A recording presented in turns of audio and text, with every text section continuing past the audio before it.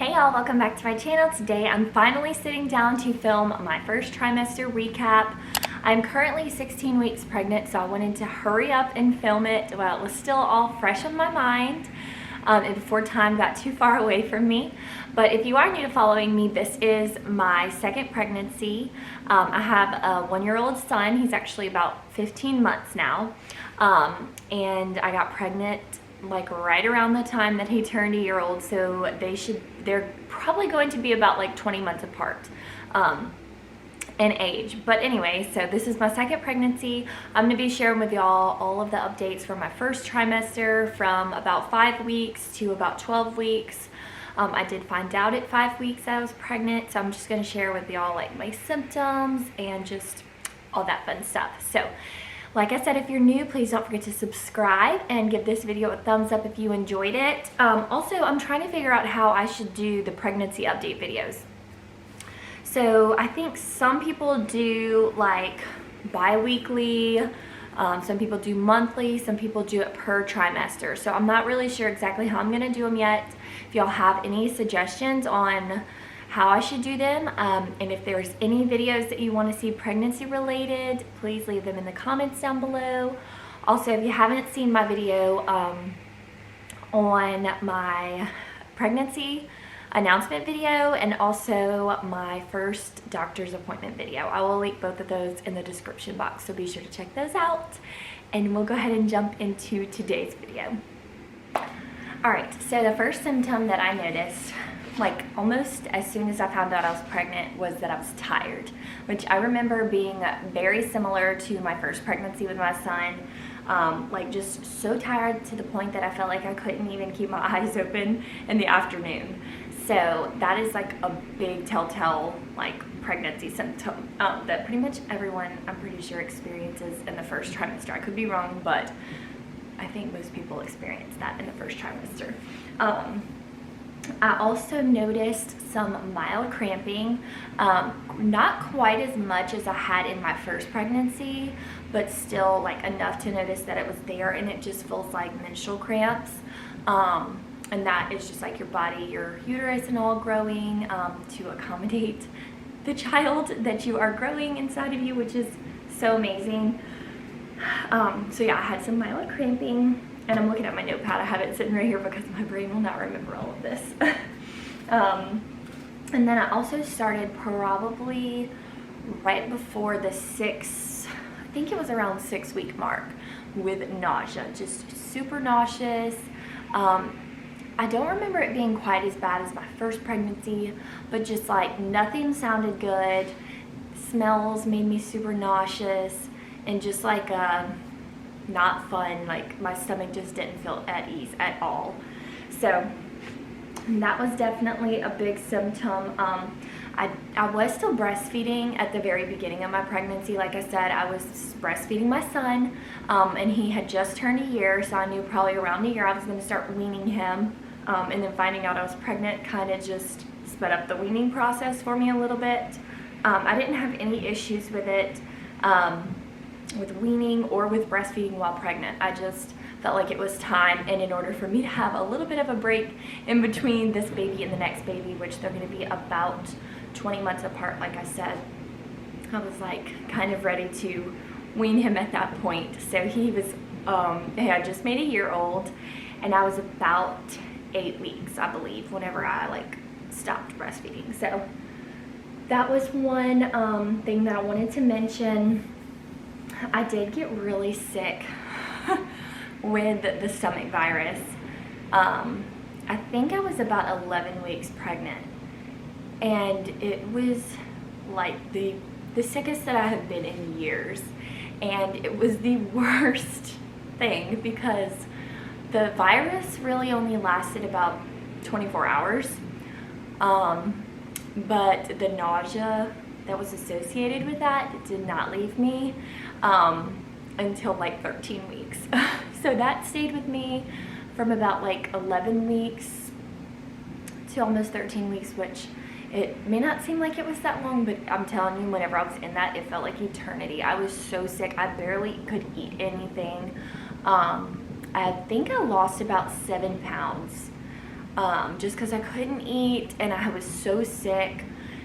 That really did me in. I was really like, oh my gosh. And I'm very thankful that I didn't deal with any like morning sickness, I guess you could say, up until that point. And even in my first pregnancy, I never really got sick. I never threw up.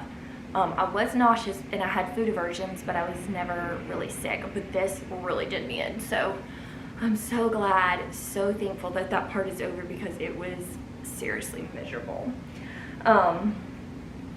And I'm just now finally starting to get my appetite back from that. So it was a lot, and I still would even say that my appetite isn't back to what it fully was, but your appetite can fluctuate a lot in pregnancy, especially in the beginning if you deal with like nausea or morning sickness. It just is so up and down. Like some days I'll eat a huge meal for lunch and then I won't eat any, like I'll eat a little something for dinner. And then other days I feel like I barely even eat anything. It just is kind of part of it, I feel like. Maybe I'm wrong, but at least that's what it was with me. With this pregnancy, I also was like bloated, and my stomach started to pop out a lot sooner than my last pregnancy, which I've heard that, you know, that happens because your body is already like, it's already done all of that in between the time frame that I was pregnant last time and, you know, getting pregnant again this time. My body was just like ready to go again. So yeah, my stomach definitely popped a lot faster. But I will say I'm still not in maternity clothes yet. Like certain things I'll wear like my maternity leggings because they're just more comfortable, but my normal clothes are still fitting as of now. We'll see how long that lasts. Also, whenever I found out I was pregnant, and I did mention this in one of my previous videos, I think the one about me going to the doctor, I had a low progesterone level because I did blood work to find out about how far along I was. Since I hadn't had a cycle, that's how I found out my due date and all, and an ultrasound. But I did some blood work, and so the nurse called me and told me like, yeah, you're definitely pregnant, but we see one of your levels is a little bit lower. It wasn't like extremely low. I think the normal is about 1,500 and mine was at like 1,200. So it wasn't extremely low by any means, but she said that they typically put patients on like a pill to help supplement that level, to help get it back to what it needs to be to really nourish the placenta, because that's one of like the big hormones that helps to nourish the placenta. And in the first trimester is when your placenta is forming. I'm not a doctor. That's just kind of how it was explained to me, and that is to my understanding, so don't quote me on any of this. But oh, Henry's awake. Be right back. Okay, y'all, I'm back and I have Henry with me. He was napping and I was trying so hard to get this video filmed during his nap time, but he just wasn't going back to sleep. So this is just a little real life for you. He's just going to sit here with me, hopefully, and I can finish the rest of this video. So, like I was saying about the progesterone level, my doctor said that I could have possibly had it in my first pregnancy and just didn't know about it. Just some nurses don't always test for that level when they do blood work. And in that blood work test that I had this pregnancy, they did, and that's how they found it out.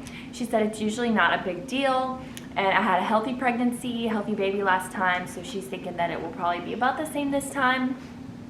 Not to really worry about it or anything. So I did, like I said, have to take a pill at night before bed, and it made me feel really sick. I did not like taking the pill. It made me very nauseous, very dizzy. It was just not fun. So I was really glad to stop taking it after I got out of my first trimester. So that was a good thing.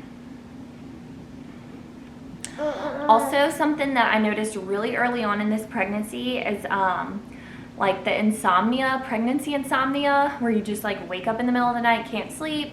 I wouldn't say I have it extreme, but I've definitely started waking up several times throughout the night, just tossing and turning, can't sleep, can't get comfortable, and I definitely have to get up to pee at least once every single night, no matter what. And we are probably going to be sleep training this little one here pretty soon. He's done really well, like in spurts. He'll go through phases where he sleeps really good and sleeps all through the night. And then like recently he's just gone through a crazy spurt where he just has not slept good. He wakes up at least once every night. And so we're thinking about probably sleep training him just to have him ready to go for when the next baby arrives. It'll hopefully be one less thing to worry about. And we are looking at doing, we are looking at doing the taking care of babies, ABCs of sleep. So if y'all taken that class, please let me know any experiences that you had or anything. I've heard really good things about it. So I'm kind of excited about it, but I'm also just like a little bit nervous because it's scary, but it also needs to be done. So anyways, there's that symptom. Duke. So yeah, I had some food aversions just like here and there. I wouldn't say I've had any that have come to stay. Last pregnancy, Mexican was a big aversion that I had. I couldn't eat it at all. The thought of it grossed me out. All of it. Couldn't be around it, couldn't smell it. So I haven't really had that this pregnancy. I've been able to eat it. But here and there I'll get like weird aversions to things and I'm like, ew, that's so gross. And then like a week later I can eat it and I'm fine. So they just come and go.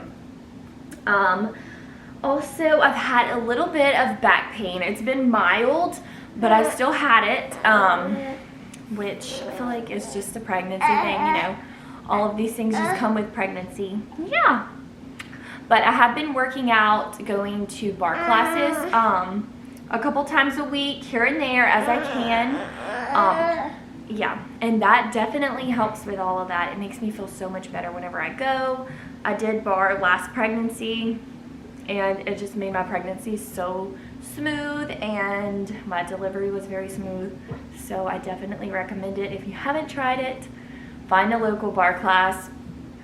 I love the one that I go to. It's so much fun, and it doesn't even feel like a workout, but yet it's an intense workout. So I will continue to do that throughout my pregnancy. I think that's pretty much it for my first trimester. I can't think of anything else major right now. If y'all have any questions, please let me know in the comments down below and I'll answer them there. And then also let me know how y'all want to see these videos, if y'all want to see them per trimester, or if y'all want more frequently or whatever, let me know. And then also if you have any video requests, any pregnancy related videos or anything. I know it has been a little bit since I've been on my routine of my video posting schedule and all, so I'm really trying to get back at that, and it should be getting back to normal pretty soon, and I'm really excited. I'm really happy to say that I have a lot of fun videos coming, so stay tuned for that. And like I said, if you're new, don't forget to subscribe so you won't miss any videos that I post or share. And that's gonna be it for this video. Thank y'all so much for watching, and we will see you on the next video. Bye. Can you tell them bye-bye? Bye-bye. Can you say bye-bye? Bye-bye. Oh, bye. Good job. We got this conversation, and you seem to agree with me. But when there's complications,